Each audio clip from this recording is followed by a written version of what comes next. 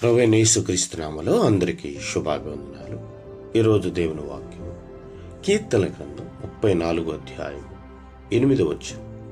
యెహోవా ఉత్తముడని రుచి చూసి తెలుసుకుంటే ఆయన్ను ఆశ్రయించిన నరుడు ధన్యుడు. ఈ వాక్యము దేవుని మంచితనాన్ని కేవలం వినడం మాత్రమే కాదు, అనుభవించేవారికి ఉండాలి.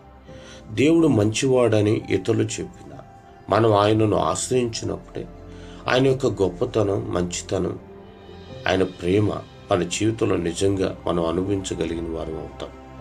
విశ్వాసం మాటలతో కాదు, అనుభవంతో బలపరచబడుతుంది. ఒక వ్యక్తి ఎడారిలో నడుచుకుంటూ వెళ్తున్నాడు. దారిలో నీటి బావు ఉందని కొంతమంది చెప్పారు. అది నిజంగా ఉందా, ఆ నీరు బాగుంటుందా అని అతడు అనుమానపడినప్పటికీ దాహం ఎక్కువ కావడంతో బావి దగ్గరకు వెళ్ళి నీరు తాగాడు.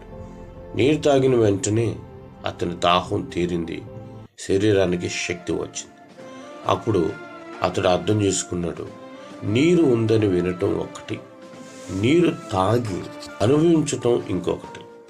అలాగే దేవుడు మంచివాడని వినడం సరిపోదు, కష్టకాలంలో ఆయనను ఆశ్రయించి ప్రార్థనతో ముందుకు వెళ్ళినప్పుడే ఆయన మంచితనం మన జీవితంలో నిజంగా అర్థం చేసుకోగలుగుతాం. ప్రేమ నమ్మకం కలిగిన తండ్రి, వందనాలు ప్రభా.